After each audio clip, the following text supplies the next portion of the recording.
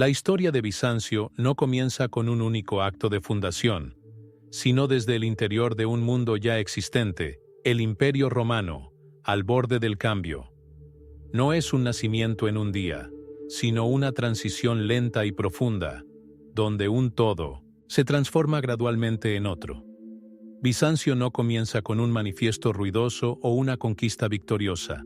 Surge como resultado de una reinterpretación del poder, la fe y la cultura. La crisis del siglo XIII d.C. sacude profundamente a Roma. El imperio se enfrenta a una serie de usurpaciones, declive económico, invasiones bárbaras y epidemias. Este periodo se conoce como la crisis del siglo III, y su resultado es la pérdida de la estabilidad anterior. En 50 años, más de 20 emperadores se suceden, y las fronteras del Estado se debilitan. Las tribus bárbaras cruzan el Rin y el Danubio, Persia avanza desde el este, y el comercio interno se derrumba. En este contexto, la aparición de un reformador, el emperador Diocleciano, que llegó al poder en el año 284, es particularmente importante. No era un aristócrata, sino un soldado, un hombre de las provincias, y su enfoque del poder era puramente pragmático. Divide el poder, introduciendo el sistema de la tetrarquía. 2 Augustos y 2 Césares gobiernan diferentes partes del imperio. El este recibe un nuevo administrador centralizado, y pronto se vuelve más estable y rico que el oeste.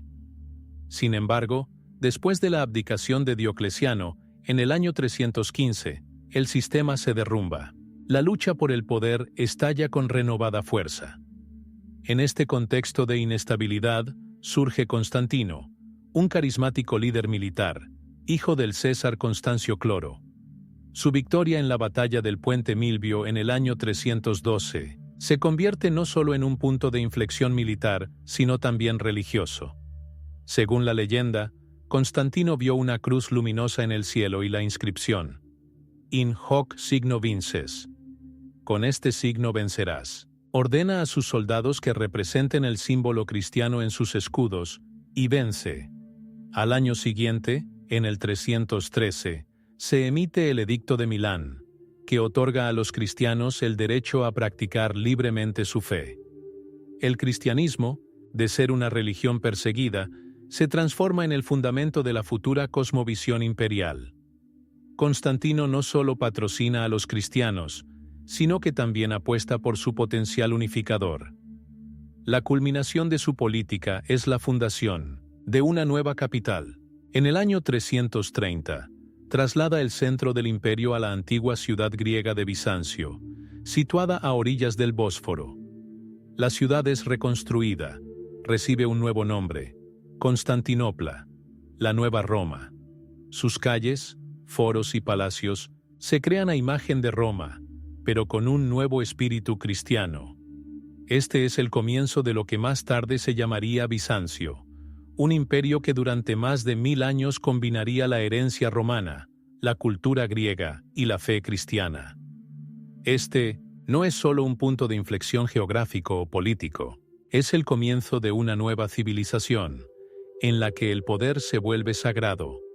La palabra se conecta con la imagen, y la historia se convierte en un camino de formación espiritual.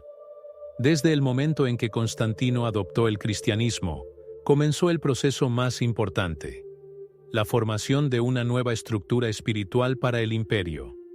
Anteriormente, Roma se basaba en una multiplicidad de dioses, rituales y tradiciones del mundo antiguo. Ahora debía convertirse en una potencia cristiana, donde la fe sería la base de la unidad. Esta transición no fue fácil, y uno de los primeros hitos en este camino fue el primer concilio ecuménico. En el año 325, por iniciativa del emperador Constantino, una asamblea de obispos de todo el imperio se reunió en 1900 en la ciudad de Nicea. Este concilio, que pasó a la historia como el Concilio de Nicea, fue la primera reunión a gran escala de la Iglesia cristiana, donde se dio un paso decisivo hacia la formulación de una fe unificada.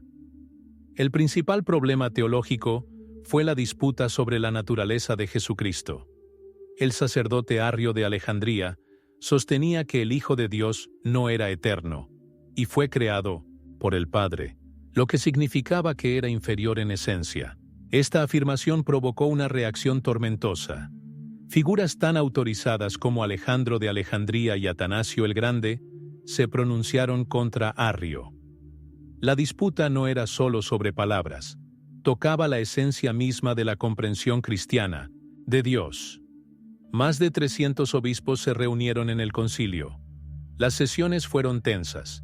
El emperador asistió personalmente e insistió en el acuerdo, creyendo que la unidad de la fe era la clave para la paz en el Estado. El resultado del concilio fue la condena del arrianismo y la adopción del credo de Nicea, que afirmaba que el Hijo es consubstancial con el Padre, lo que significa que no es creado sino engendrado, eterno e igual a Él en divinidad. Esta decisión se convirtió en el fundamento del cristianismo ortodoxo. El credo se ha recitado en cada liturgia desde entonces, pero la importancia del Concilio de Nicea fue más allá de la teología. Por primera vez, el emperador se convirtió no solo en un defensor de la Iglesia, sino en su participante activo. Por primera vez, la fe fue proclamada un asunto de importancia estatal. Incluso entonces, un modelo bizantino especial comenzó a tomar forma, una sinfonía de poder e iglesia. El emperador no era un sacerdote, como en la Roma pagana, pero comenzó a ser percibido como un episcopus de asuntos externos, uno que guarda la pureza de la fe, asegura su difusión y apoya la jerarquía.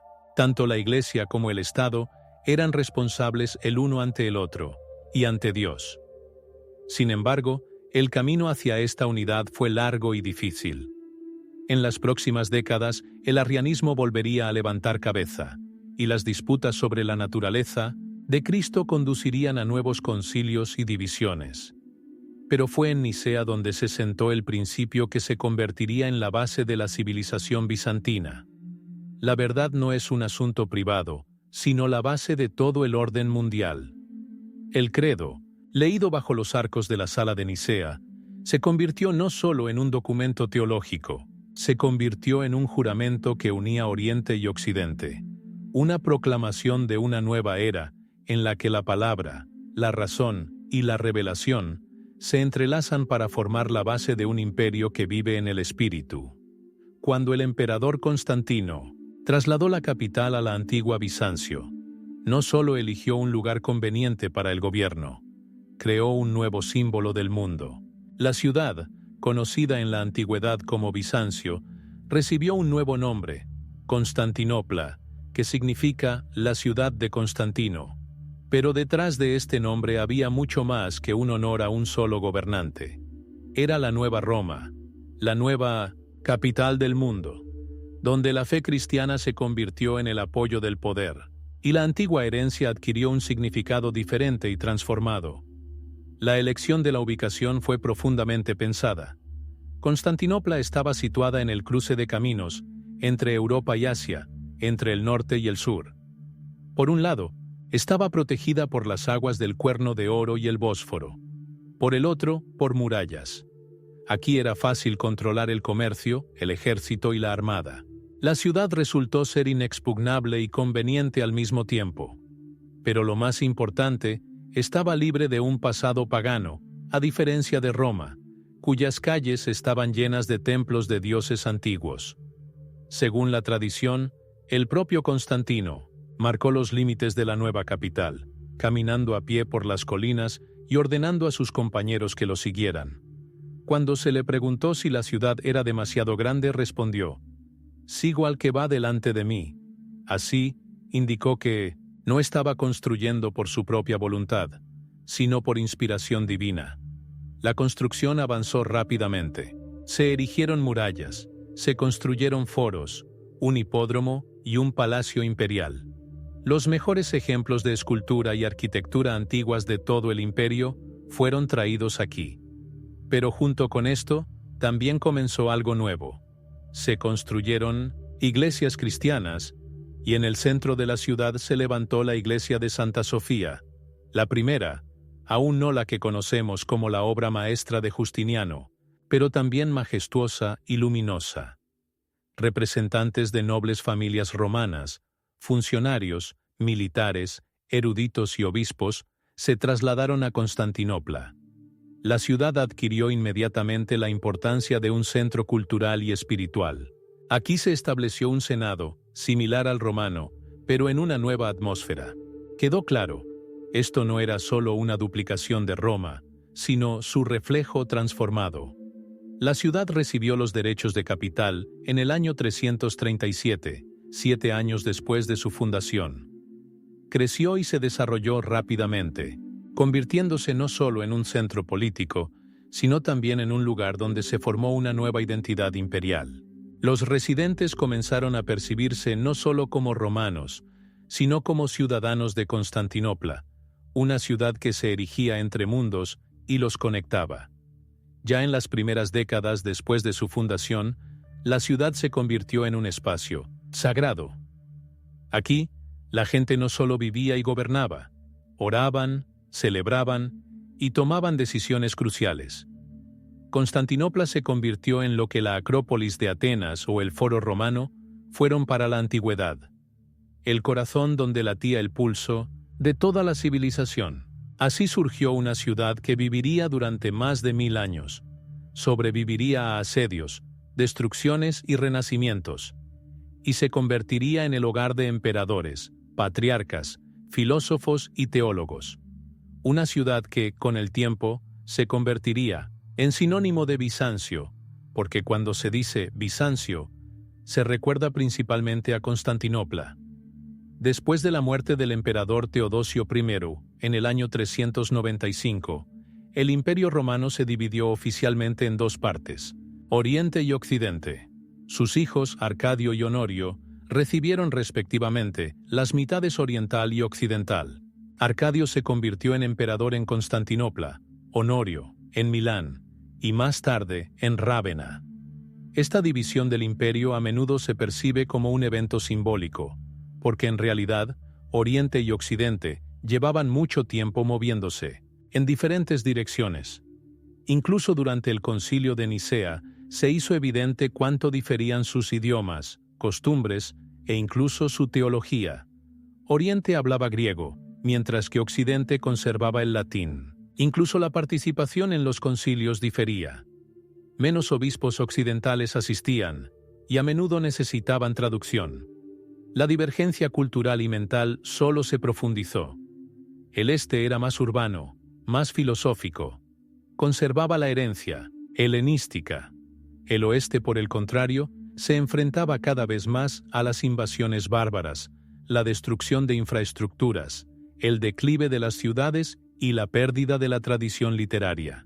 El oeste se deslizó lentamente hacia la fragmentación feudal, mientras que el este mantuvo una estructura estatal, una economía monetaria y las tradiciones de la antigua burocracia. La división formal del imperio también significó el establecimiento final de un imperio romano de Oriente independiente, el mismo que llamamos Bizancio. Aunque los habitantes de Constantinopla durante mucho tiempo se considerarían romanos, ya vivían en una realidad política y espiritual diferente. Su imperio conservó la estructura y el espíritu de la antigüedad tardía, pero al mismo tiempo se volvió cada vez más cristiano, cada vez más orientado hacia la liturgia oriental, el monasticismo y la teología visionaria. Al mismo tiempo, el imperio occidental se sumergió en una profunda crisis. Tribus bárbaras, vándalos, godos, francos, penetraron en su territorio, conquistaron provincias y fundaron sus reinos. En el año 476, el último emperador occidental, el joven Rómulo Augustulo, fue depuesto por el caudillo germánico Odoacro. Simbólicamente, envió las insignias imperiales a Constantinopla, reconociendo al emperador oriental como el único heredero legítimo de Roma. A partir de este momento, el Imperio Romano de Occidente dejó de existir como entidad política, pero el este, es decir, Bizancio, continuó su historia. Conservó títulos, simbolismo y la idea del poder universal. Sin embargo, esta ya era una realidad diferente. No era un imperio latino de juristas y conquistadores, Era un imperio griego, cristiano, donde la palabra logos significaba tanto razón como revelación. Bizancio heredó Roma no literalmente, sino como una forma semántica. Se convirtió en el soporte del mundo, el eje del tiempo, un templo en 1900 en el que la eternidad y la historia convergían. El cisma no fue un fin, fue el comienzo de una nueva civilización, con su propio idioma, teología, arte y percepción del tiempo. A mediados del siglo V, el Imperio bizantino entró en una nueva fase de su historia, una fase de disputas teológicas que sacudirían sus cimientos. Si el Concilio de Nicea estableció el marco de la fe, el Concilio de Calcedonia en el año 451 intentó establecer los límites finales del dogma sobre la naturaleza de Jesucristo. Pero en lugar de la unidad final, se convirtió en la causa de un grave cisma, cuyas consecuencias aún se sienten hoy. La ocasión del concilio fueron los turbulentos debates sobre cómo se relacionan entre sí las naturalezas divina y humana de Jesucristo. Ya en décadas anteriores habían surgido diferentes interpretaciones. Algunas enfatizaban la dualidad de las naturalezas, otras su unidad. La disputa entre las escuelas de Alejandría y Antioquía alcanzó su clímax con el patriarca Dioscoro de Alejandría y el archimandrita Eutiques, quienes sostenían que después de la encarnación, solo una naturaleza, la divina, permanecía en Cristo. El emperador Marciano, esforzándose por preservar la unidad eclesiástica y política, convocó un concilio ecuménico en la ciudad de Calcedonia, en la orilla asiática del Bósforo, cerca de Constantinopla. Más de 600 obispos se reunieron en el concilio. Esta fue la asamblea más grande en la historia del cristianismo primitivo. Las sesiones se llevaron a cabo en presencia de representantes imperiales y se desarrollaron bajo estricto control. El Concilio de Calcedonia rechazó la enseñanza monofisita de Eutiques como herejía y formuló el dogma de las dos naturalezas de Cristo, sin confusión, sin cambio, sin división y sin separación. Jesucristo es reconocido como Dios perfecto y hombre perfecto. Sus dos naturalezas existen en una sola persona, sin destruirse ni fusionarse entre sí. Este texto, llamado la definición de Calcedonia, se convirtió en la base de la doctrina ortodoxa. Pero la adopción de este dogma provocó protestas en Egipto, Siria, Armenia y otras provincias orientales. El clero y el pueblo locales se negaron a reconocer las decisiones del concilio.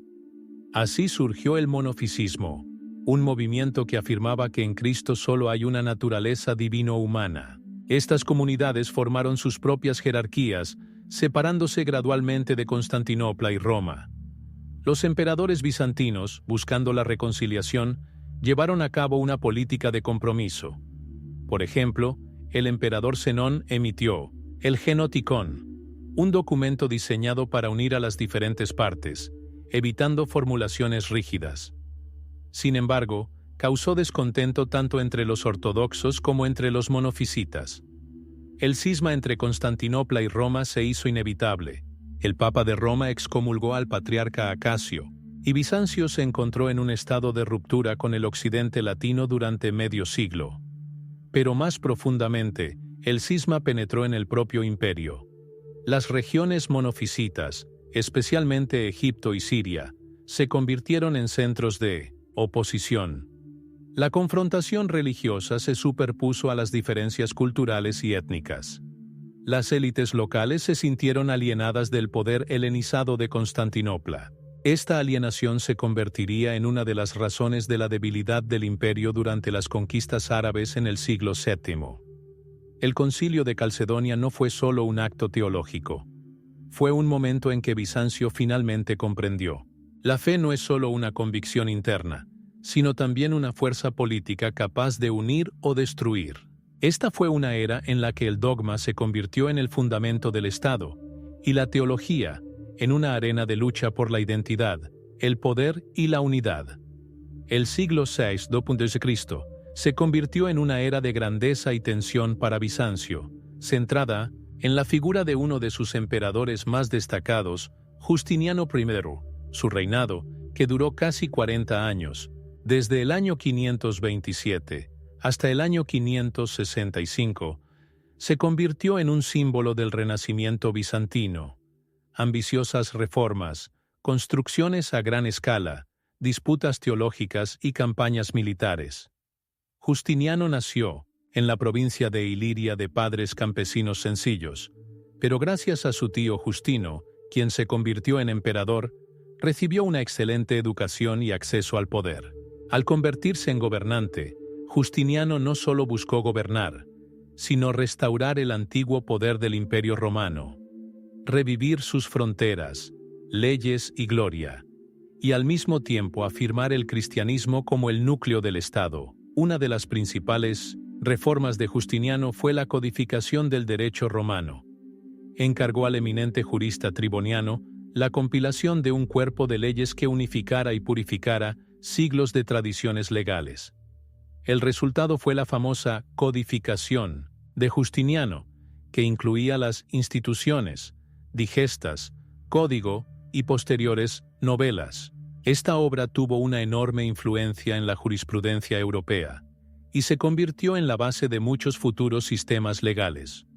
Justiniano también reformó activamente la economía y la administración provincial, esforzándose por fortalecer las finanzas y mejorar la recaudación de impuestos. Pero sus ambiciones fueron más allá. Soñaba con restaurar la unidad territorial del imperio. Por su orden, el destacado general Belisario comenzó campañas militares. Primero, derrotó a los vándalos en el norte de África. Luego triunfó sobre los ostrogodos en Italia y por un tiempo restauró a Roma su antigua gloria. Más tarde, el ejército de Narcés derrotó a los francos y lombardos. A mediados de siglo, el norte de África, parte de España e Italia con Roma y Rávena, volvieron a estar bajo control bizantino. Sin embargo, este triunfo ocultaba graves consecuencias: tierras devastadas, un tesoro agotado y ciudades arruinadas. Junto con los éxitos militares, Justiniano se dedicó a grandes construcciones. El principal monumento de su época fue la nueva iglesia de Santa Sofía, Hagia Sofía. Los arquitectos Antemio de Tralles e Isidoro de Mileto crearon una maravilla arquitectónica en la que el misticismo oriental se combinaba con la audacia de la ingeniería. La enorme cúpula que se elevaba sobre la sala simbolizaba los cielos descendidos a la tierra. Esta iglesia se convirtió en el centro espiritual del imperio y un símbolo de toda la civilización ortodoxa. Pero la época de Justiniano no fue solo un tiempo de triunfo. En el año 541, el imperio experimentó una epidemia devastadora, la peste, más tarde llamada la plaga de Justiniano. Se cobró la vida de millones, socavó la economía y causó una crisis demográfica. Además, los disturbios de Nica, un levantamiento popular, casi le cuestan el trono al emperador. Solo gracias a la decisión de la emperatriz Teodora y las brutales acciones del ejército, se suprimió la rebelión y se conservó el poder. Justiniano también intervino activamente en disputas teológicas.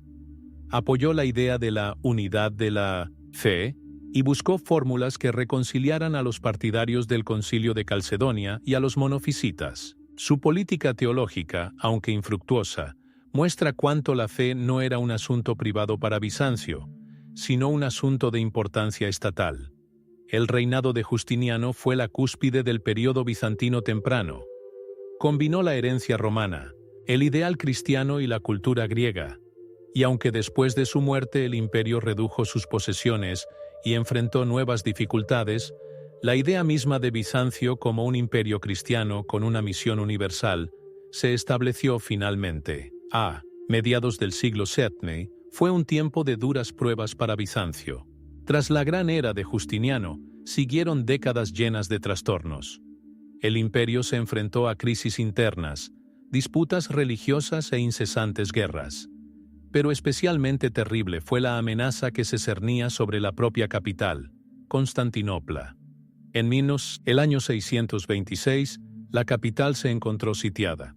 Tribus ávaro-eslavas, unidas con los persas sasánidas, intentaron capturar la ciudad. Este ataque fue particularmente peligroso. Las fuerzas enemigas rodearon Constantinopla por tierra y por mar.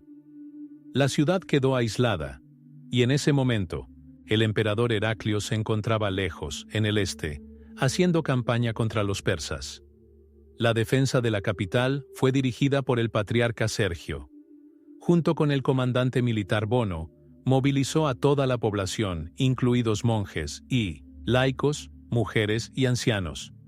La gente reforzó las murallas, organizó procesiones de oración y pidió ayuda a la Teotocos. Fue entonces, según la tradición, que se interpretó por primera vez el acatisto a la Santísima Teotocos, General Invencible, una oración que se convirtió en un símbolo de esperanza y protección. El asedio terminó en una inesperada derrota para los enemigos. La flota griega asestó un golpe decisivo a los barcos enemigos, y los guerreros ávaros se vieron obligados a retirarse. Esta salvación fue percibida como un milagro. Desde entonces, la convicción se ha fortalecido en la tradición bizantina. La Teotocos es la patrona especial de Constantinopla.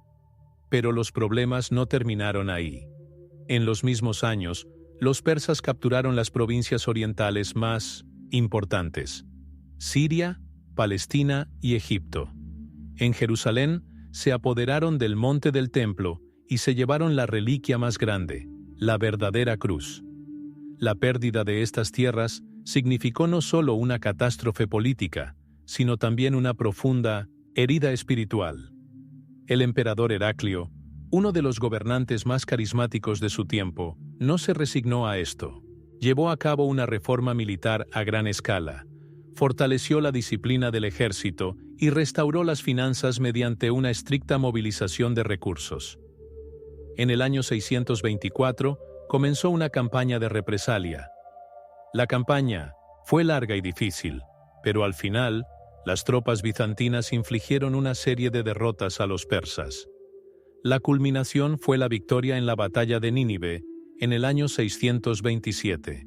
Pronto, el Shahanshah persa Cosroes II fue derrocado, y Heraclio regresó solemnemente la verdadera cruz a Jerusalén. Esto no fue solo el regreso de una reliquia, fue un acto de triunfo espiritual, un símbolo de fe y estado revividos. En estos años, el imperio parecía haber revivido. Pero esta victoria resultó ser el último momento brillante antes de una nueva tormenta. Ya en el año 632, una fuerza nueva e inaudita, el Islam, surgió en el escenario histórico. Unidos bajo la bandera verde del profeta, los árabes comenzaron una rápida conquista. Las provincias debilitadas no pudieron ofrecer una resistencia seria. En pocos años, los bizantinos perdieron Palestina, Siria y Egipto. Los ejércitos árabes, inspirados por una nueva fe, demostraron ser efectivos, rápidos y cohesionados. La antigua estructura del imperio se derrumbó. El Oriente romano, con sus patriarcados, monasterios y escuelas, pasó a la historia. Y sin embargo, incluso en esta destrucción, Bizancio conservó su núcleo. Constantinopla se mantuvo firme. Sus murallas, la fe de sus habitantes y la experiencia de generaciones anteriores hicieron posible lo imposible. A partir de este momento, el imperio comenzaría a cambiar. Se volvería más compacto, más estricto, más eclesiástico. Comenzaría la formación de nuevas estructuras defensivas, temas y un nuevo tipo de vida bizantina. El asedio y la victoria de Heraclio se convirtieron en un símbolo de transición, del mundo antiguo al mundo medieval, de un imperio de antiguo esplendor a un imperio de resistencia espiritual. Y fue esta resistencia, no por la espada sino por la oración, no por los números sino por la fe, la que se convertiría en el fundamento del futuro de Bizancio. A mediados del siglo VII fue un tiempo de duras pruebas para Bizancio. Tras la gran era de Justiniano, siguieron décadas llenas de trastornos. El imperio se enfrentó a crisis internas, disputas religiosas e incesantes guerras. Pero especialmente terrible fue la amenaza que se cernía sobre la propia capital, Constantinopla. En Minos, el año 626, la capital se encontró sitiada. Tribus ávaro-eslavas, unidas con los persas sasánidas, intentaron capturar la ciudad. Este ataque fue particularmente peligroso. Las fuerzas enemigas rodearon Constantinopla por tierra y por mar. La ciudad quedó aislada, y en ese momento, el emperador Heraclio se encontraba lejos, en el este, haciendo campaña contra los persas. La defensa de la capital fue dirigida por el patriarca Sergio. Junto con el comandante militar Bono, movilizó a toda la población, incluidos monjes y laicos, mujeres y ancianos.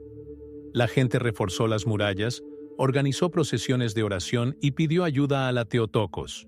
Fue entonces, según la tradición, que se interpretó por primera vez el acatisto a la Santísima Teotocos, general invencible, una oración que se convirtió en un símbolo de esperanza y protección.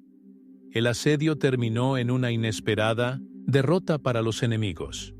La flota griega asestó un golpe decisivo a los barcos enemigos, y los guerreros ávaros se vieron obligados a retirarse. Esta salvación fue percibida como un milagro. Desde entonces, la convicción se ha fortalecido en la tradición bizantina. La Teotocos es la patrona especial de Constantinopla. Pero los problemas no terminaron ahí.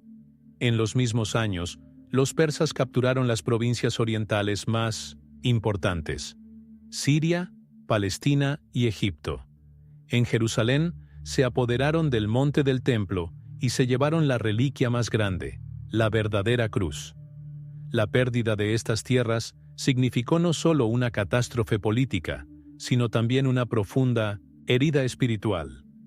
El emperador Heraclio, uno de los gobernantes más carismáticos de su tiempo, no se resignó a esto. Llevó a cabo una reforma militar a gran escala, fortaleció la disciplina del ejército y restauró las finanzas mediante una estricta movilización de recursos. En el año 624, comenzó una campaña de represalia. La campaña fue larga y difícil, pero al final, las tropas bizantinas infligieron una serie de derrotas a los persas. La culminación fue la victoria en la batalla de Nínive, en el año 627. Pronto, el Shahanshah persa Cosroes II fue derrocado, y Heraclio regresó solemnemente la verdadera cruz a Jerusalén. Esto no fue solo el regreso de una reliquia, fue un acto de triunfo espiritual, un símbolo de fe y estado revividos. En estos años, el imperio parecía haber revivido, pero esta victoria resultó ser el último momento brillante antes de una nueva tormenta. Ya en el año 632, una fuerza nueva e inaudita, el Islam, surgió en el escenario histórico. Unidos bajo la bandera verde del profeta, los árabes comenzaron una rápida conquista. Las provincias debilitadas no pudieron ofrecer una resistencia seria.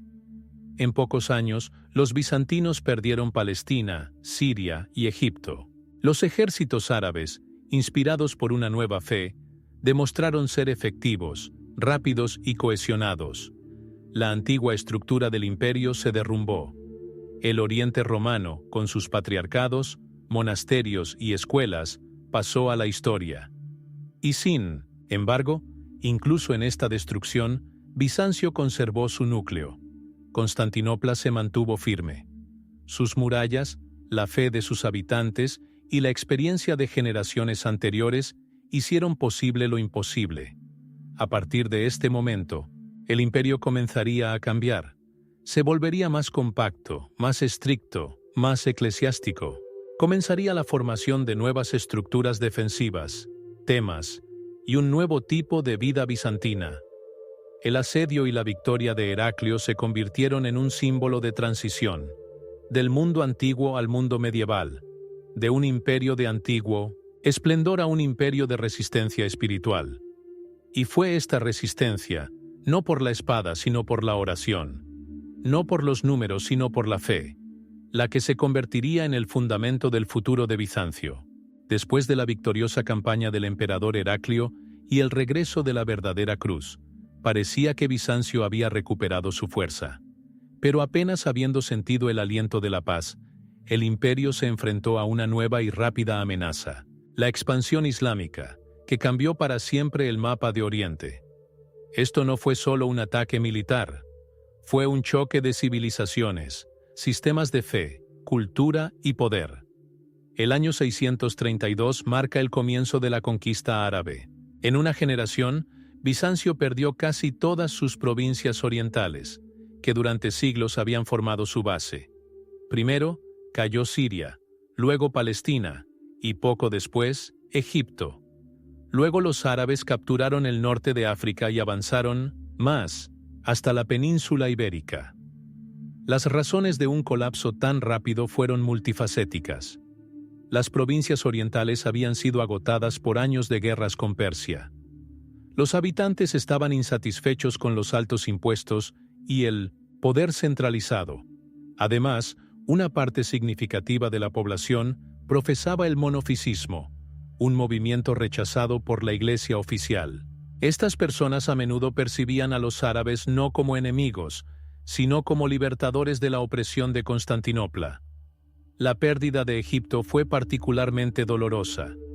Egipto no solo era el granero del imperio, sino también un baluarte espiritual, con grandes monasterios, escuelas teológicas y lugares santos.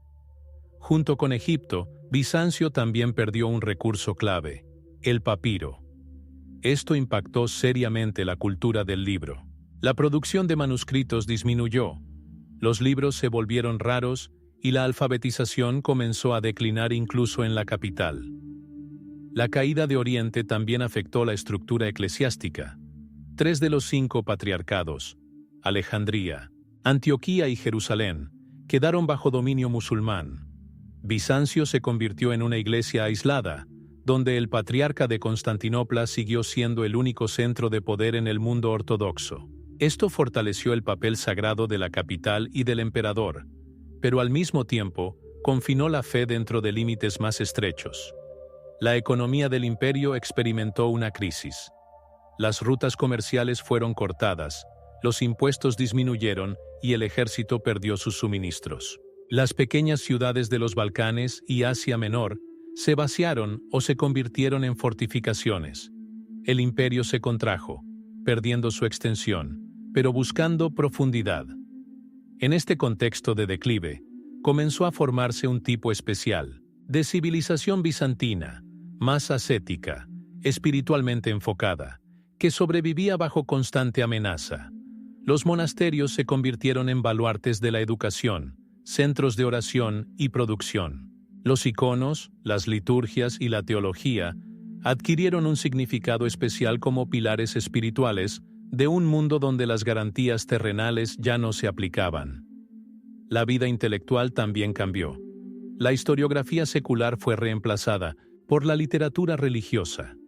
Las antiguas crónicas dieron paso a las hagiografías, vidas de santos, en las que la verdadera historia se experimentaba como una experiencia espiritual. El mundo ya no parecía manejable, se percibía como una prueba, un camino, una hazaña ascética. Y sin embargo, a pesar de estas catástrofes, Bizancio no desapareció. Se comprimió, como un anillo, pero se hizo más fuerte internamente. Comenzó una nueva era, una era de supervivencia, oración y símbolo. Fue en este momento cuando la identidad bizantina se formó en su forma madura, como una fortaleza del espíritu en medio de un mundo cambiante. Constantinopla, permaneciendo invicta, se convirtió no solo en una capital, sino también en un centro espiritual. Aquí, la memoria de la antigua grandeza se conservó, pero también nació un nuevo sentido de misión. Bizancio ya no pretendía gobernar el mundo, conservaba la verdad en un mundo que se volvía cada vez más ajeno. El siglo VIII se convirtió en un tiempo de trastornos internos para Bizancio, comparables en importancia a las amenazas militares externas. En el contexto de incesantes guerras con los árabes y búlgaros, pérdidas territoriales y debilitamiento económico, estalló una profunda crisis religiosa, conocida en la historia como iconoclasia, uno de los períodos más complejos y dolorosos de la historia bizantina. El comienzo oficial del movimiento iconoclasta Se considera el decreto del emperador León III el Isaurio, emitido alrededor del año 726.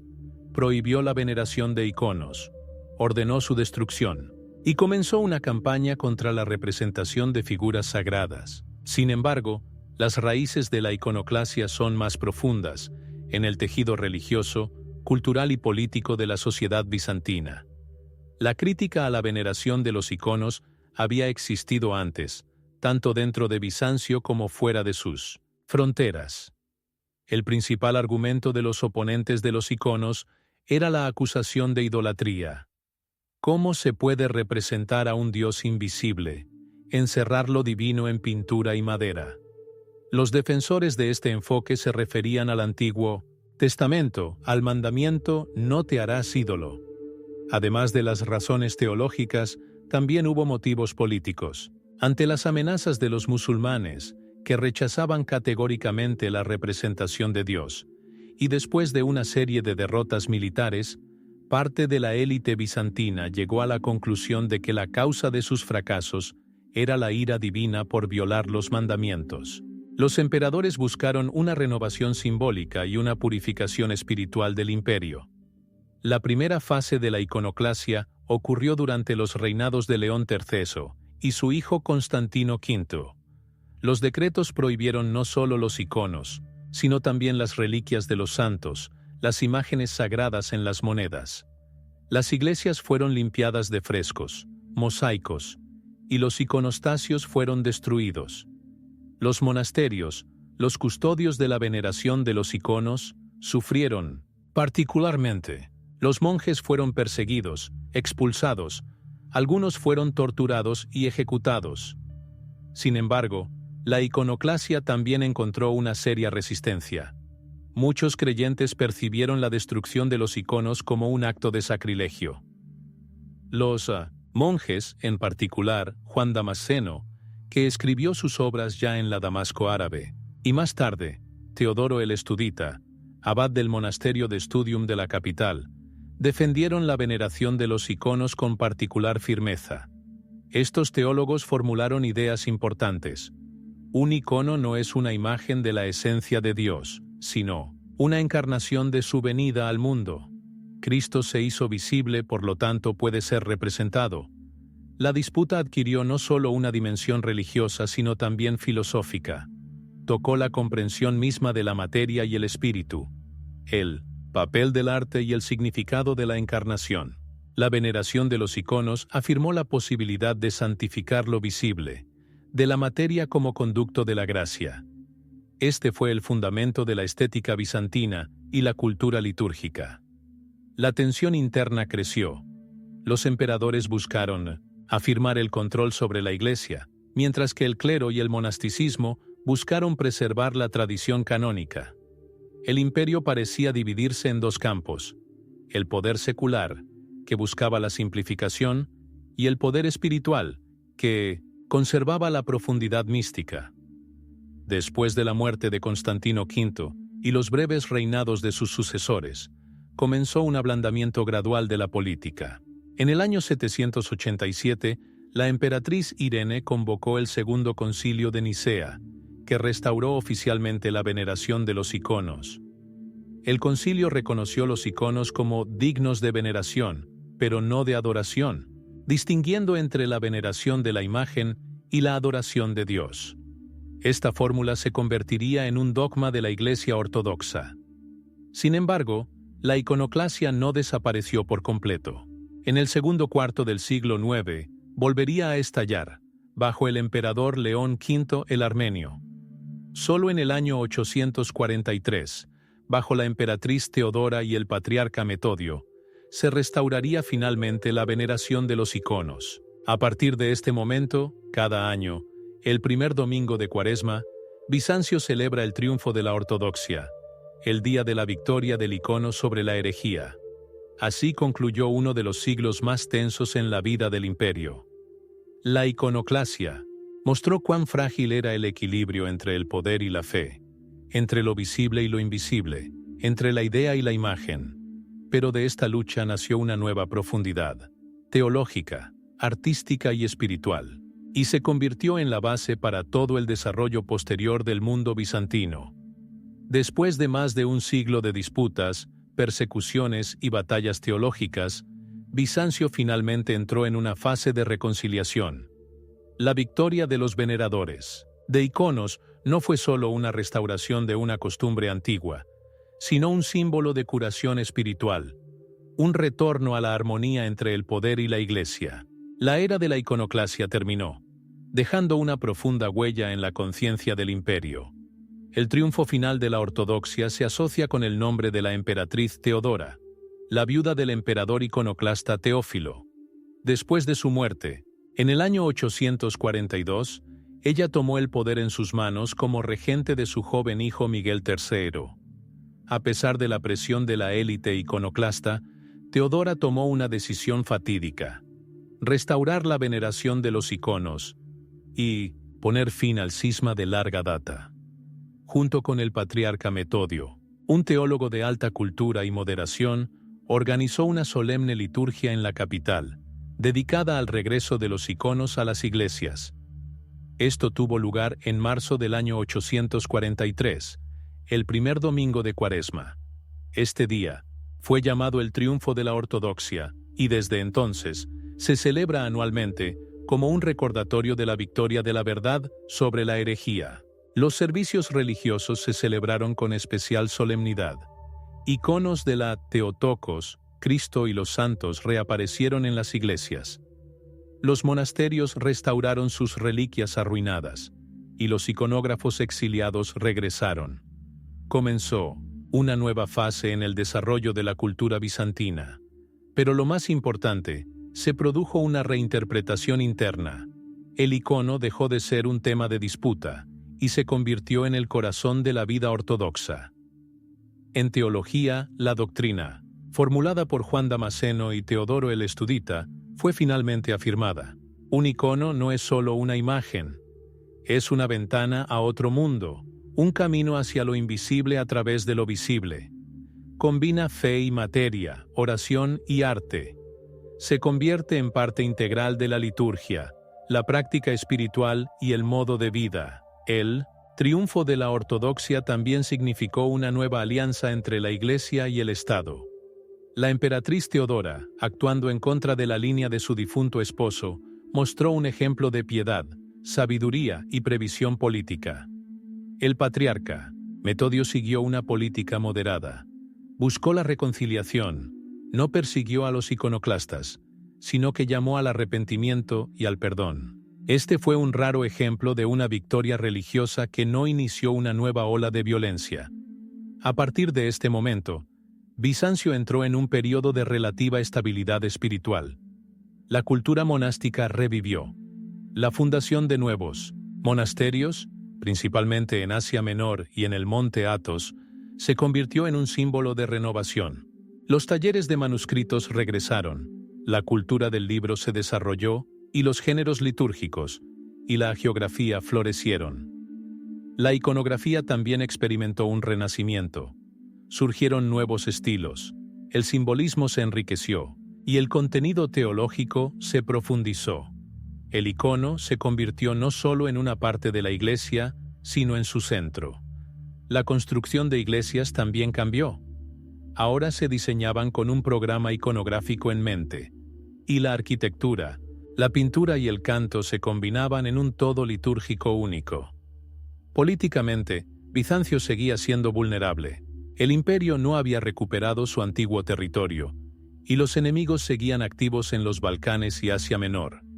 Sin embargo, después de tantos años de luchas internas, el imperio finalmente sintió una armonía interna.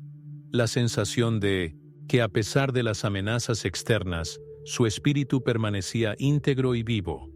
El triunfo de la ortodoxia no fue solo un evento teológico, sino también un punto de partida para una nueva identidad bizantina. Fue un retorno a la fuente, una purificación después de la tormenta, una restauración de la armonía entre el cielo y la tierra, la imagen y la palabra, la fe y la forma. De ahora en adelante, el icono ya no fue un tema de disputa, sino una luz que iluminaba el camino de todo un pueblo. Después de un siglo de crisis causada por las disputas iconoclastas, Bizancio entró en una nueva era, una era de renacimiento interno, cuando el espíritu, el conocimiento y la cultura volvieron a ser centrales en la vida del imperio. Este fue el siglo IX d.C., un tiempo en que el Oriente cristiano no solo se recuperó de los trastornos, sino que también reformuló su identidad. Uno de los símbolos de este renacimiento es la figura del patriarca Focio. Provenía de una familia culta, recibió una brillante educación secular y teológica, conocía varios idiomas y fue un orador destacado y un conocedor de la literatura griega antigua. Antes de convertirse en patriarca, fue laico y diplomático, pero su autoridad intelectual y su fuerza moral lo convirtieron en un candidato ideal para la sede de Constantinopla. Focio se convirtió en patriarca en una compleja situación política. Su predecesor había sido derrocado por el emperador Miguel III, y el propio Focio se encontró en el centro de un conflicto entre la Iglesia y el Estado, así como entre Constantinopla y Roma. Este conflicto, conocido como el Cisma de Focio, fue la primera manifestación seria del cisma entre las iglesias oriental y occidental. La esencia de la disputa no residía solo en la política eclesiástica, sino también en las profundas diferencias entre Oriente y Occidente. Los papas romanos insistían en la primacía de su jurisdicción, mientras que Constantinopla buscaba la igualdad y la conciliaridad. Además, surgieron desacuerdos teológicos, en particular, sobre la adición de la interpolación latina filioque y del Hijo al credo, con respecto a la procesión del Espíritu Santo. Focio defendió firmemente la fidelidad a la antigua doctrina y al orden canónico. La era fociana no solo está marcada por el conflicto, sino también por el florecimiento cultural. Bajo el patriarca y el emperador Miguel III, comenzaron a establecerse nuevas escuelas, bibliotecas y monasterios. Un papel especial lo desempeñó la llamada Biblioteca de Focio, Miriobiblon, una obra enciclopédica que recopiló extractos de cientos de autores, antiguos y cristianos, muchos de los cuales no han llegado a nosotros en su totalidad.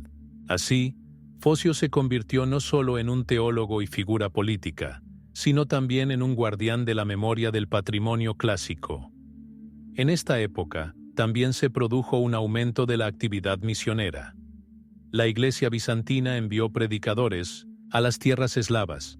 Los hermanos Cirilo y Metodio, enviados a la Gran Moravia, crearon el alfabeto eslavo, el glagolítico, y más tarde surgió el cirílico. La traducción de los libros litúrgicos al eslavo fue el comienzo de la cristianización de los eslavos y la formación de toda una nueva civilización que heredó la fe y la cultura bizantinas. El renacimiento interno se manifestó en la arquitectura, la pintura y la literatura. Hubo un interés en el conocimiento sistemático, las compilaciones y las enciclopedias. Se compilaron nuevas crónicas y vidas de santos, y se crearon ciclos himnográficos. Los monasterios se convirtieron no solo en centros espirituales, sino también en escuelas, talleres y bibliotecas. La personalidad de un santo ya no era solo un modelo de ascetismo, sino también una autoridad cultural. El espacio sagrado de la Iglesia adquirió una riqueza especial. El sistema de iconos, frescos y mosaicos, organizado según un programa teológico, se volvió cada vez más importante. La Iglesia no era solo un lugar de oración, sino una imagen del cosmos en armonía. Combinaba historia, escatología y la teología de la luz. Este renacimiento espiritual no significó un rechazo del mundo. El Bizancio del siglo IX era una potencia segura de sí misma, que seguía una política exterior activa, capaz de defenderse e influir en sus vecinos. Pero lo más importante, era una potencia que recuperó su integridad interna. Sabía quién era: la guardiana de la fe ortodoxa, la heredera de la sabiduría antigua, el centro cultural y espiritual del mundo cristiano. Así, de las cenizas de la iconoclasia, de la sombra de los trastornos pasados, Bizancio resurgió como una civilización del espíritu, en la que la verdad se expresa no solo con la palabra, sino con la imagen.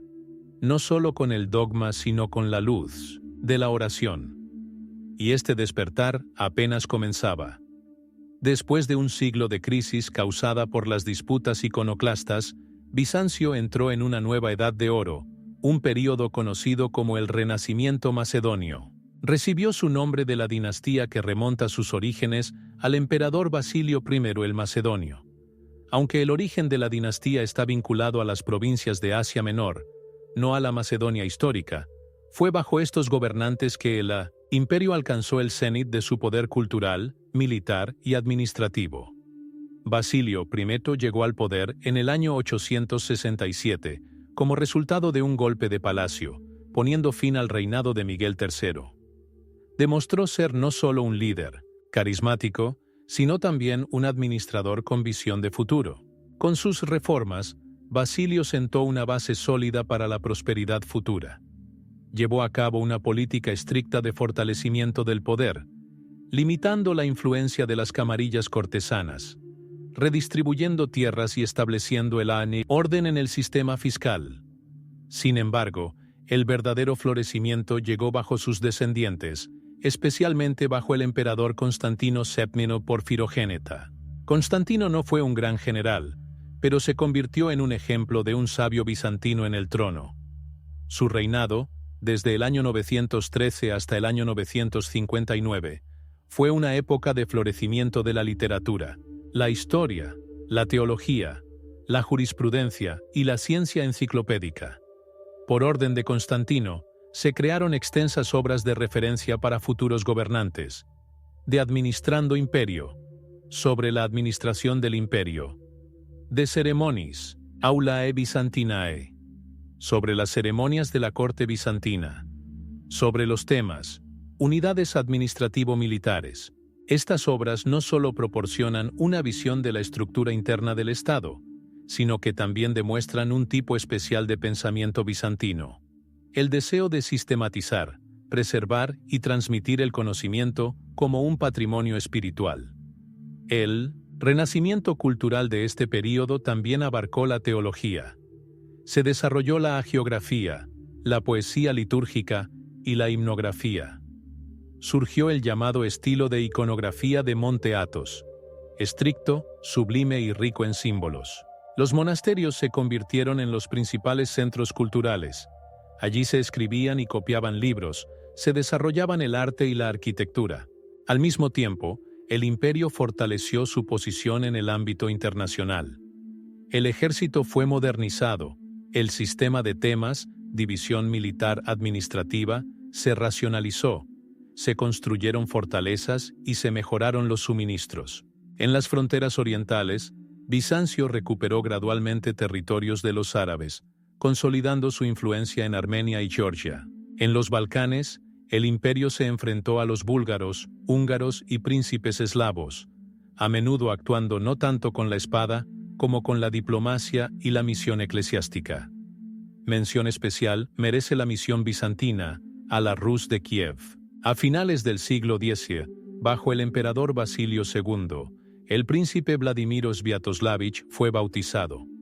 Esto estuvo ligado a la conclusión de una alianza dinástica entre la Rus y Bizancio. Vladimiro se casó con la princesa bizantina Ana, lo que fue un evento sin precedentes. A partir de este momento, la Rus entró definitivamente en la órbita del cristianismo y la cultura bizantinas. El renacimiento macedonio también se caracterizó por un deseo de regularización legal de la vida. El emperador León VI el Sabio emitió un código de leyes a gran escala, la Basílica, una versión sistematizada y adaptada del Código de Justiniano, traducida al griego. Esto hizo que la ley fuera más accesible y la tradición imperial más estable. El imperio en este momento no solo sobrevivió, sino que encontró un segundo aire. Constantinopla se convirtió en la ciudad más grande de Europa. Según varias estimaciones, albergaba entre 200 y 400.000 personas. Las calles estaban pavimentadas, los acueductos suministraban agua, se cantaban liturgias en las iglesias y miles de espectadores se reunían en el hipódromo. La ciudad se convirtió en un modelo de orden, belleza y grandeza. Esta fue una Bizancio madura, segura de sí misma, arraigada en la fe, rica en experiencia y cultura. Su modelo de gobierno, su escuela de diplomacia, su liturgia y su teología se convirtieron en referentes para las civilizaciones vecinas. No buscaba conquistar, buscaba influir. Y fue en esta influencia donde se manifestó su fuerza. A finales del siglo X, Bizancio alcanzó el cenit de su poder político y militar. En pocas décadas de gobierno de la dinastía macedonia, el imperio volvió a ser una gran potencia en el Mediterráneo oriental. Pero así como todo ascenso tiene un límite, también la edad de oro de Bizancio comenzó a entrar gradualmente en una fase de sobreesfuerzo y tensión. Uno de los gobernantes bizantinos más destacados, Basilio II, apodado el Mata-Búlgaros por el pueblo, ascendió al trono. Gobernó durante casi 50 años, desde el año 976 hasta el año 1025. Su reinado estuvo marcado por triunfos militares, rigor administrativo y una voluntad inquebrantable de poder centralizado. Desde joven, Basilio se enfrentó a rebeliones y a las pretensiones aristocráticas al trono. Poderosas familias como los Escleros y los Focas se le opusieron, pero Basilio logró vencer a los enemigos internos, fortaleció el ejército y se embarcó en conquistas externas, principalmente en los Balcanes. El reino búlgaro, que había resistido a Bizancio durante décadas, se convirtió en el principal objetivo de su campaña militar.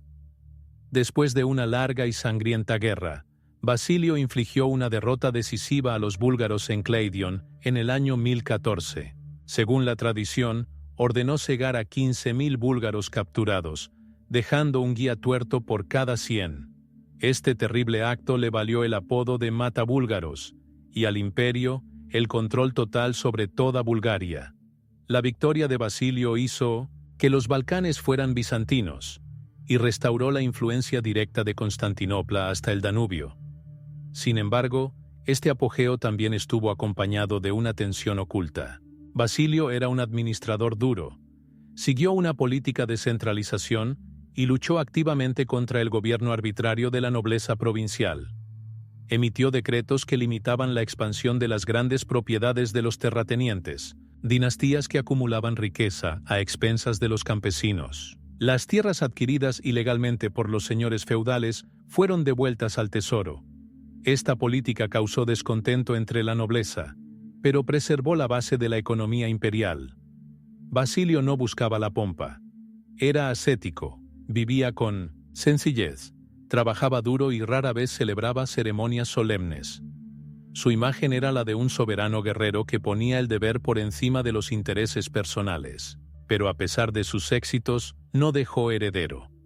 Después de su muerte en el año 1025, el poder pasó a sus parientes menos capaces. Inmediatamente después de la muerte de Basilio, se hizo evidente cuánto en el imperio dependía únicamente de su energía personal. Comenzó un debilitamiento gradual de la disciplina, el retorno de la influencia aristocrática y la proliferación de intrigas cortesanas. Los emperadores se volvieron cada vez menos independientes y más dependientes de la burocracia y las camarillas cortesanas. Uno tras otro, representantes de familias aristocráticas aparecieron en el trono. La legislación, una vez estricta y eficaz, comenzó a ser violada. El sistema financiero se desestabilizó, el ejército se redujo y la reforma agraria se detuvo. Todo esto aún no destruyó el imperio, pero socavó su estabilidad. Sin embargo, incluso durante este periodo, Bizancio siguió siendo una gran potencia. Su diplomacia fue activa en Europa y Oriente, su cultura mantuvo autoridad, y Constantinopla siguió siendo el centro del mundo cristiano. Sin embargo, el imperio se enfrentó cada vez más a la necesidad de defender no tanto sus fronteras como la estructura misma de su existencia. Los límites de Basilio no eran solo territoriales, sino también internos. Su reinado mostró las posibilidades del poder absoluto, pero también su vulnerabilidad. Después de él, el imperio pareció congelarse, al borde de una era, en vísperas de un nuevo tiempo que traería nuevos desafíos, aún más duros e impredecibles. El comienzo del siglo XI para Bizancio fue un tiempo de grandeza que ocultaba grietas internas. Después de la muerte del emperador Basilio II, el Matabúlgaros, en el año 1025, el imperio entró en un periodo de inestabilidad. A primera vista, Bizancio seguía siendo fuerte. Sus territorios eran vastos, la capital florecía y la iglesia estaba unida. Pero el fundamento sobre el que se asentaba la estabilidad imperial comenzó a desmoronarse gradualmente. Los sucesores de Basilio demostraron ser gobernantes débiles. No poseían ni su voluntad ni su pensamiento estratégico. La corte imperial se convirtió en una arena para la lucha de facciones cortesanas, eunucos, nobles y generales. Al mismo tiempo, el sistema que Basilio había mantenido en equilibrio comenzó a desintegrarse. Los funcionarios vendían cargos, los grandes terratenientes volvieron a absorber las parcelas campesinas y el ejército perdió su eficacia en combate. Una amenaza particular fue el creciente poder de la aristocracia en las provincias. Familias influyentes, los Comnenos, los Ducas, los Delianoi, se convirtieron gradualmente en gobernantes locales, debilitando la vertical del poder. Al mismo tiempo, el poder imperial perdió su significado sagrado y fue percibido cada vez más como un premio en una lucha política, en lugar de una institución divina. En este contexto, las amenazas externas se hicieron cada vez más significativas. En el oeste, los normandos se hicieron más fuertes. En los Balcanes, los movimientos eslavos revivieron. Y lo más importante, en el este, surgió una nueva fuerza de rápido crecimiento: los turcos selyúcidas. Estos eran pueblos turcos que profesaban el Islam y se distinguían por una alta organización militar. Después de capturar Bagdad en el año 1055, comenzaron un avance activo hacia Asia Menor, una provincia clave de Bizancio, la fuente de sus recursos humanos y alimentarios. La situación llegó a un punto crítico en el año 1071, cuando el ejército bizantino, liderado por el emperador romano IV Diógenes, se enfrentó a los selyúcidas en la batalla de Manzikert. A pesar de la superioridad numérica, los bizantinos sufrieron una derrota aplastante. El emperador fue capturado, el ejército fue derrotado, y la disciplina y la administración se derrumbaron. Manzikert se convirtió en un símbolo no solo del colapso militar, sino de la pérdida de la iniciativa estratégica. La derrota en Manzikert tuvo consecuencias catastróficas. En los años siguientes, los selyúcidas capturaron la mayor parte de Asia Menor, avanzaron hasta la costa del Egeo y cruzaron las regiones internas una vez habitadas por la población campesina griega cristiana. La agricultura decayó, la recaudación de impuestos se debilitó y el imperio perdió su base de recursos. Dentro del país comenzaron nuevas rebeliones.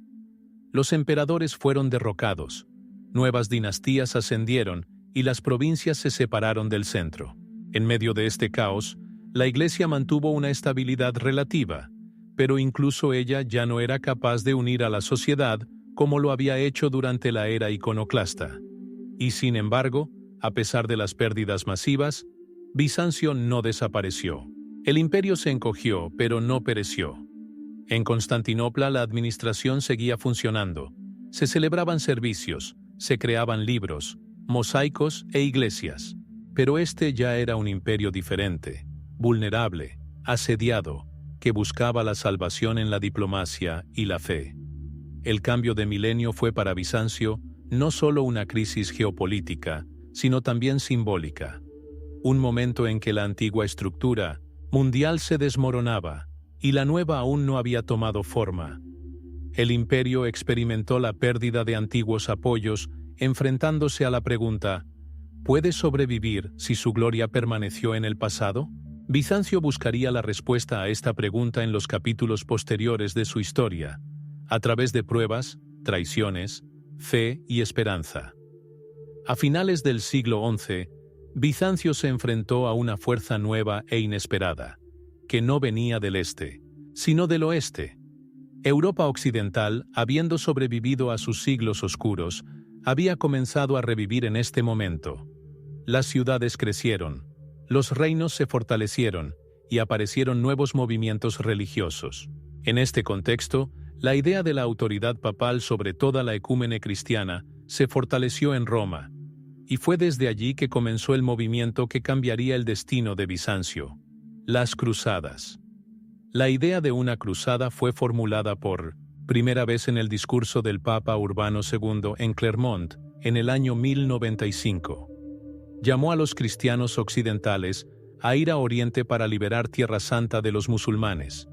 Sin embargo, los soldados, señores feudales, aventureros y peregrinos que respondieron a este llamado no solo se dirigieron a Jerusalén, pasaron por las tierras del Imperio Bizantino. El emperador Alejo I Comneno, que gobernó en Constantinopla desde el año 1081, inicialmente vio este movimiento con esperanza. Vio en los cruzados una posible ayuda contra los selyúcidas, que amenazaban los restos de las posesiones bizantinas en Asia Menor. Alejo propuso una alianza lógica. Él proporcionaría ayuda a los cruzados, y ellos, a su vez, se comprometerían a devolver los territorios capturados a Bizancio. La diplomacia bizantina organizó el cruce de los cruzados por el Bósforo, les suministró provisiones y los dirigió hacia el interior de Anatolia. Los éxitos iniciales fueron realmente alentadores. Los bizantinos recuperaron algunas ciudades y fortalecieron sus fronteras. Sin embargo, rápidamente quedó claro que entre Bizancio y Occidente no solo existían diferencias políticas, sino también profundas diferencias culturales, religiosas y mentales. Los cruzados se consideraban guerreros de Dios, actuando por voluntad del Papa. No entendían la compleja política bizantina, que combinaba la diplomacia con la cautela militar. Por el contrario, los bizantinos percibían a los cruzados como una fuerza impredecible, a menudo tosca, fanática y propensa al saqueo. La desconfianza mutua se convirtió en irritación abierta. Los cruzados consideraban a los bizantinos cobardes y herejes, mientras que los bizantinos consideraban a los cruzados bárbaros. La exacerbación alcanzó su punto máximo durante la Segunda y Tercera Cruzadas, pero la trágica culminación llegó con la Cuarta Cruzada. La Cuarta Cruzada, lanzada en el año 1198, inicialmente debía llevar al ejército a Egipto por vía marítima. Sin embargo, los cruzados, sin fondos para pagar la flota, aceptaron los términos de los venecianos.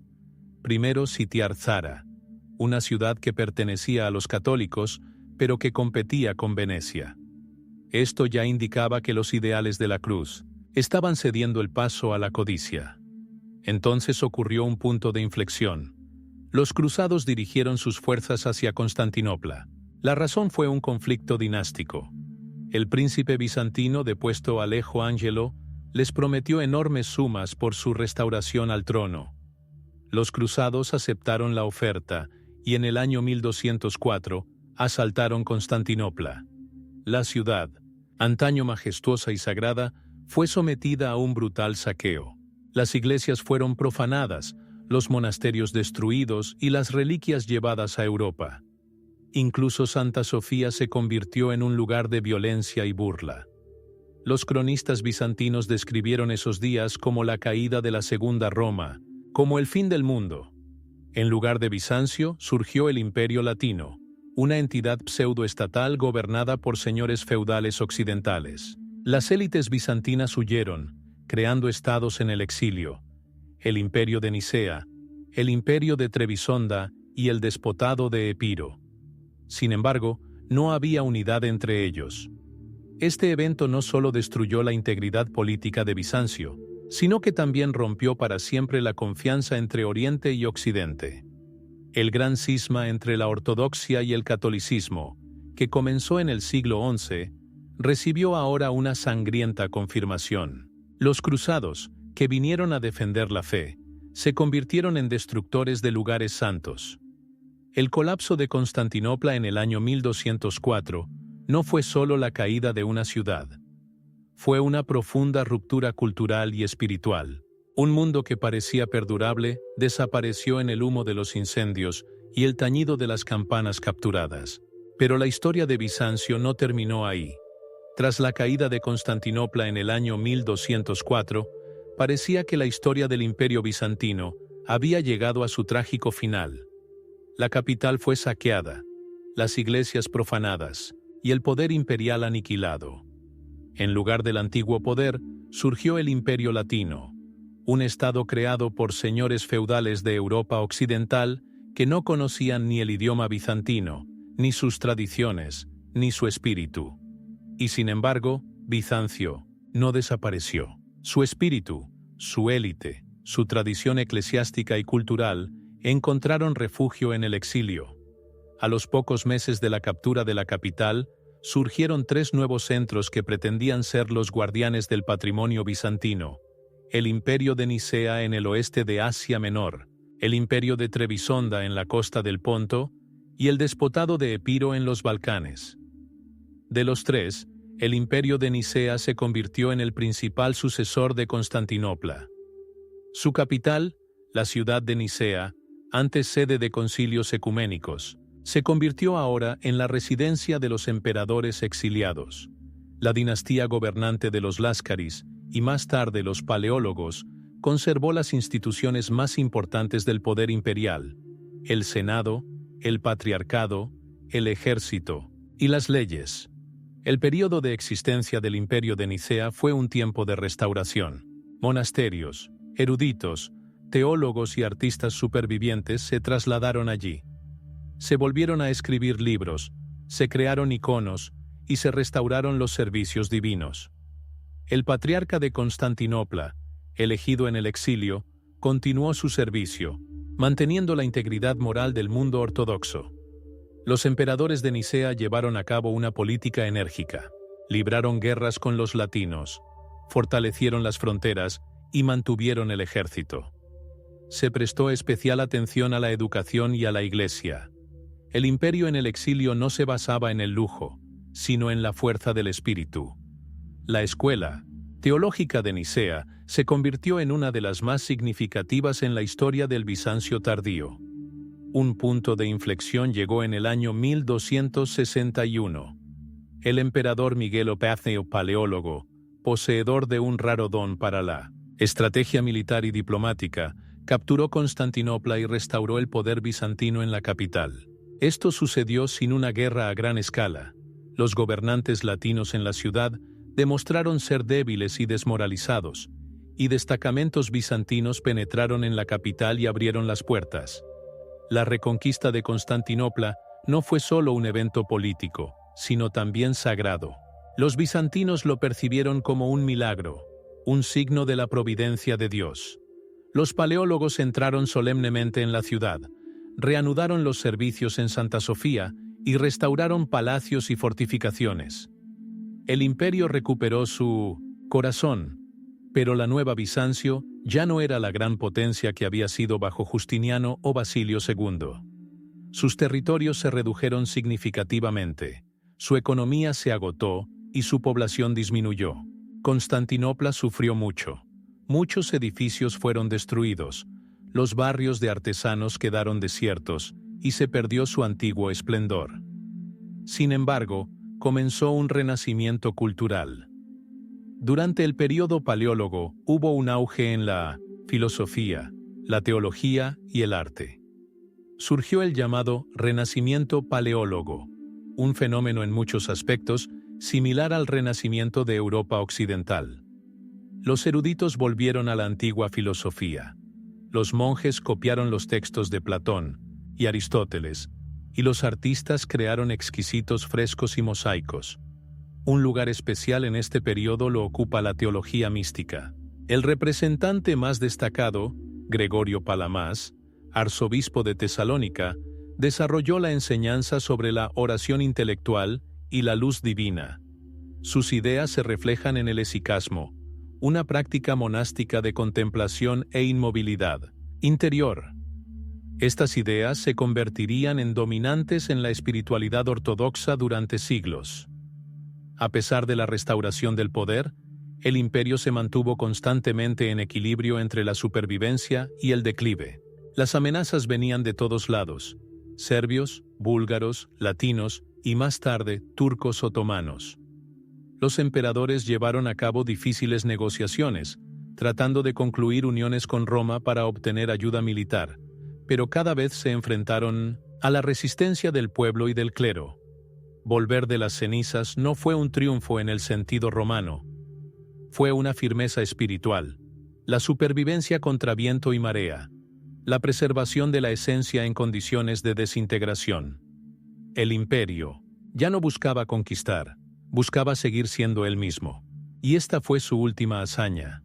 Para el siglo XIV, Bizancio, a pesar de la restauración de su capital y un periodo de renacimiento cultural, se había convertido en una potencia debilitada, desgarrada por conflictos internos y amenazas externas. Sus territorios se redujeron a los límites de Tracia, partes de Macedonia y algunas islas. Constantinopla seguía siendo magnífica pero empobrecida, y el propio imperio, símbolo de la antigua grandeza, estaba rodeado por la creciente sombra. De Oriente, en el este, surgió una nueva fuerza poderosa: los turcos otomanos. A diferencia de los selyúcidas, no solo amenazaban los confines. Comenzaron un avance sistemático, subyugando ciudades griegas en Asia Menor, penetrando en los Balcanes y rodeando gradualmente las tierras bizantinas. El ejército otomano era móvil, disciplinado e inspirado por la idea de la yihad. Bizancio no podía oponerles ni fuerza militar ni económica. Dentro del imperio, se produjeron crisis dinásticas. Los descendientes de Miguel Baptista, Paleólogo, Andrónico, Juan, Constantino, lucharon por el trono, estableciendo alianzas con latinos, serbios, búlgaros e incluso turcos, solo para conservar el poder. A menudo, estas alianzas resultaron ruinosas. Las ciudades fueron saqueadas, las tierras perdidas y el pueblo desmoralizado. Los emperadores comenzaron a buscar la salvación en Occidente. Ofrecieron una unión eclesiástica, la unificación de las iglesias orientales y occidentales bajo la supremacía del Papa, a cambio de ayuda militar. Sin embargo, la idea de la unión encontró un fuerte rechazo dentro del propio Bizancio. El pueblo, el clero y el monasticismo rechazaron la interferencia latina en asuntos de fe. Uno de los teólogos palamitas incluso dijo: «Mejor un turbante turco que una tiara latina». A pesar de su debilidad, Bizancio siguió viviendo. Constantinopla siguió siendo una ciudad de iglesias, monasterios y escuelas. Allí se copiaban manuscritos, se enseñaba gramática y retórica y se debatía sobre la naturaleza de la luz y la gracia de Dios. El último auge de la filosofía bizantina se asocia con los nombres de Nicolás Cavasilas, Juan Koukouselis y Gemisto Pletón. Algunos de ellos incluso anticiparon los ideales del Renacimiento. La ciudad se preparó para lo peor. Se restauraron las murallas, se reforzaron las torres y se acumularon provisiones de grano. Los últimos emperadores, especialmente Juan Pepto y Constantino el Paleólogo, reconocieron la inevitabilidad del fin, pero mantuvieron su valor.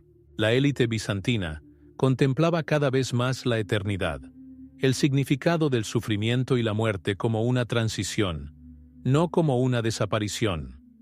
Mendigos y monjes deambulaban por las calles de Constantinopla, y sobre la ciudad aún se alzaban las cúpulas de Santa Sofía, reflejando los últimos rayos de la cultura bizantina. Esta ciudad, como un barco a la deriva en el tormentoso mar de la historia, seguía iluminada por una luz interior. El asedio parecía inevitable.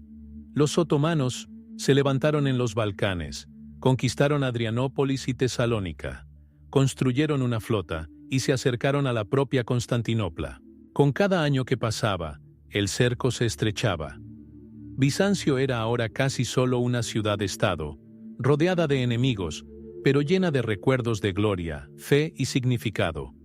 Y así, en vísperas de la última batalla, el imperio se convirtió no en un espacio, sino en un símbolo. Sus murallas eran murallas de oración. Su batalla era una batalla no por la tierra, sino por el alma. Las últimas puertas no eran solo de piedra, sino de espíritu. Y más allá de ellas, Bizancio tal como era, eterno, aunque mortal, glorioso en el silencio antes de la tormenta. En la primavera del año 1453, las últimas sombras se cernieron sobre Constantinopla. El ejército otomano, liderado por el joven sultán Mehmed II, apodado Fatih, el Conquistador, se acercó a la capital. Tenía la intención de poner fin a los 1000 años de existencia del Imperio bizantino y hacer de Constantinopla su capital. Mehmed se preparó meticulosamente, erigió fuertes, fortaleció la flota y adquirió artillería.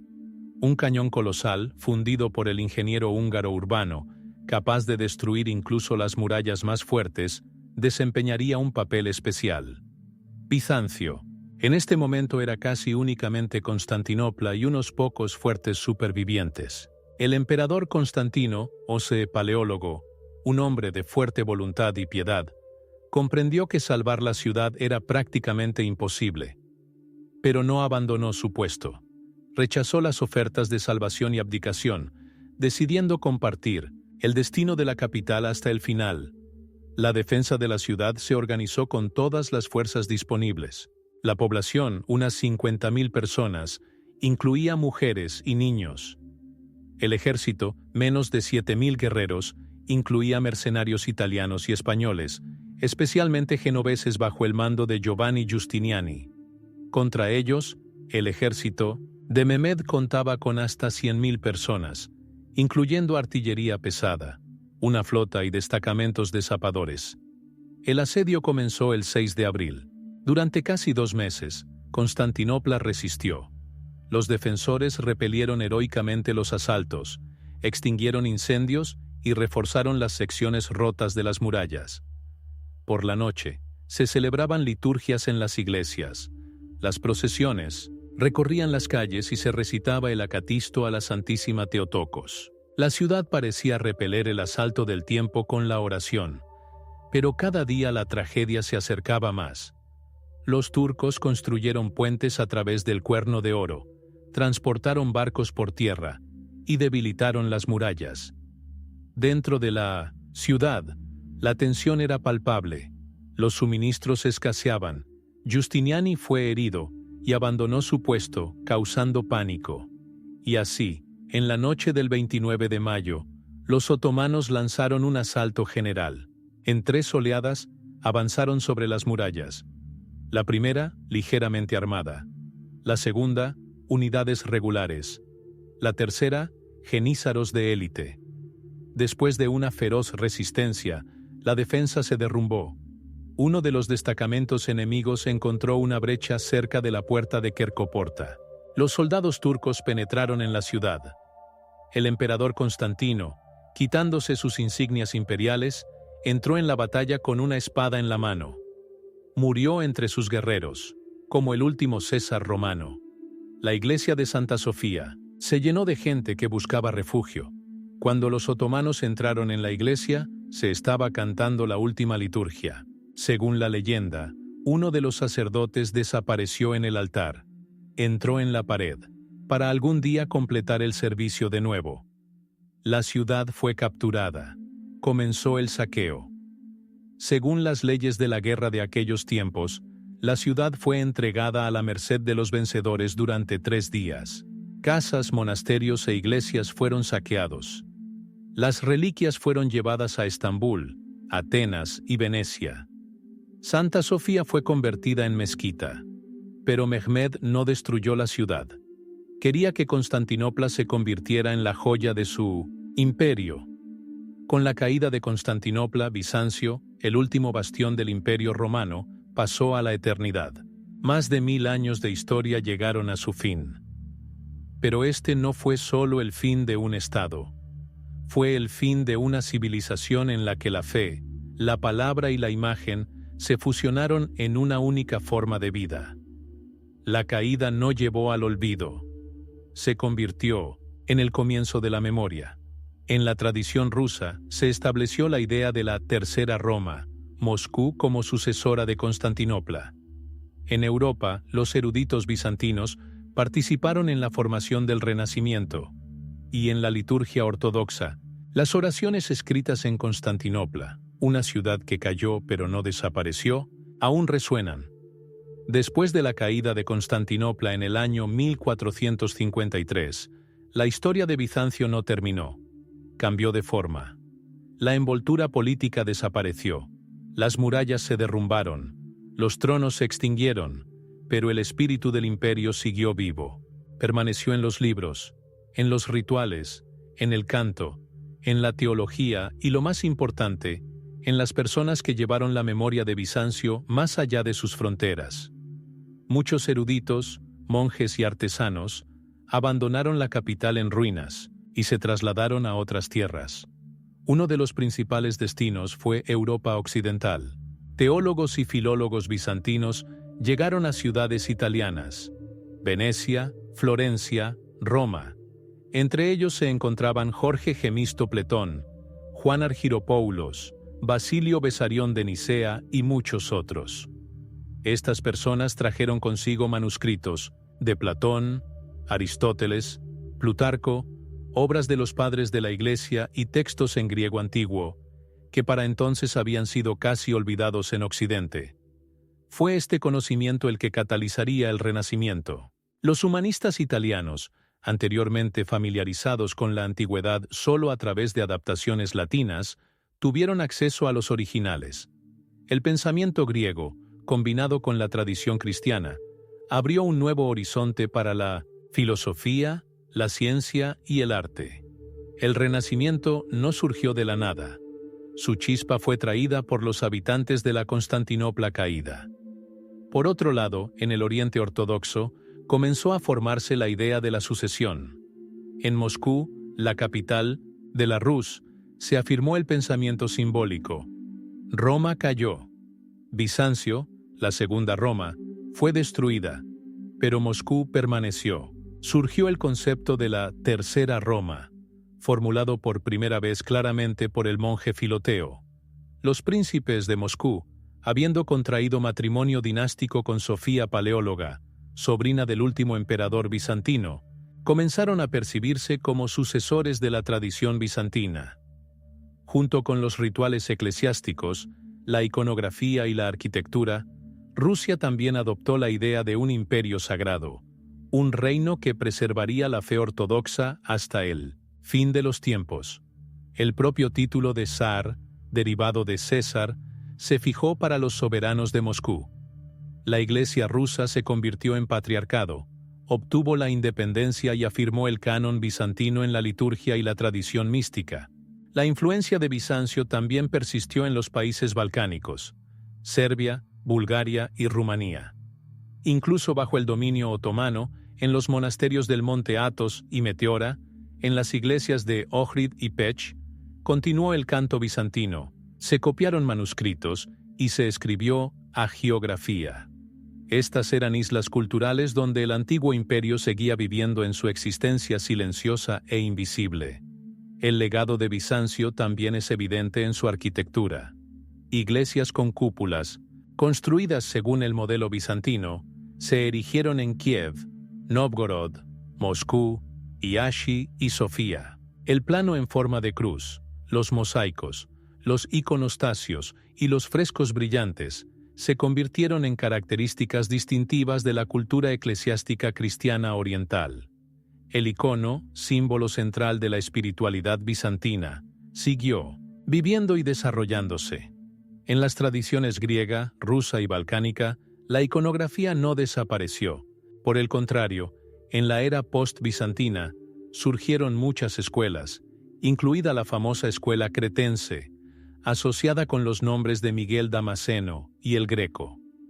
El icono se convirtió no solo en un objeto de culto, sino también en una forma de memoria espiritual. Los textos litúrgicos compuestos por autores bizantinos, Juan Damasceno, Cosme de Mayuma, Romano el Melodista, todavía resuenan en las iglesias ortodoxas de todo el mundo.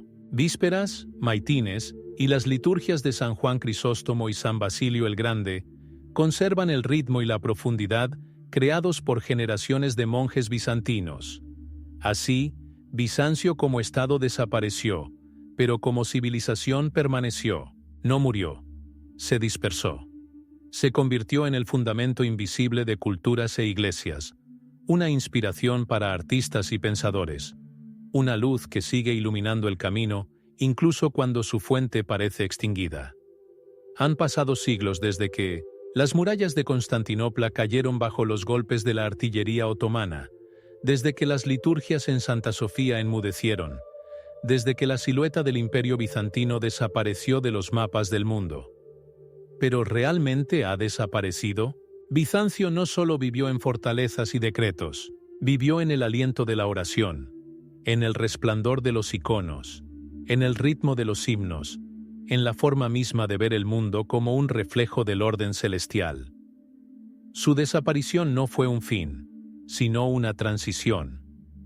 Bizancio se disolvió, en las culturas que inspiró, en la herencia que transmitió.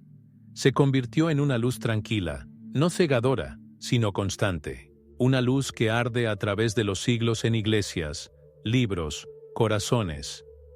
Esta civilización no tuvo análogos. Bizancio fue un puente entre la antigüedad y el cristianismo, entre Oriente y Occidente, entre la tierra y el cielo. Heredó el idioma y la filosofía griegos, el derecho y la estatalidad romanos, y el cristianismo le dio un significado que unió todo esto en un solo cuerpo. El imperio dejó de ser un territorio. Se convirtió en una idea encarnada, una teocracia donde el poder se concebía como servicio a Dios, y la cultura como servicio divino. Incluso en los últimos siglos de su existencia, cuando el imperio se redujo al tamaño de una ciudad-estado, Bizancio siguió siendo grande. Su presencia espiritual no dependía del tamaño, la riqueza o el ejército. Se expresaba en el canto matutino de los monjes, en el olor del incienso, en el oro del iconostasio, en el texto de una oración escrita por la mano de un ermitaño. Era una civilización de luz interior, tranquila, profunda, contemplativa. Fue esta luz la que adoptaron otros pueblos. Rus, los Balcanes, Europa del Este, todos ellos se convirtieron en portadores de la tradición bizantina.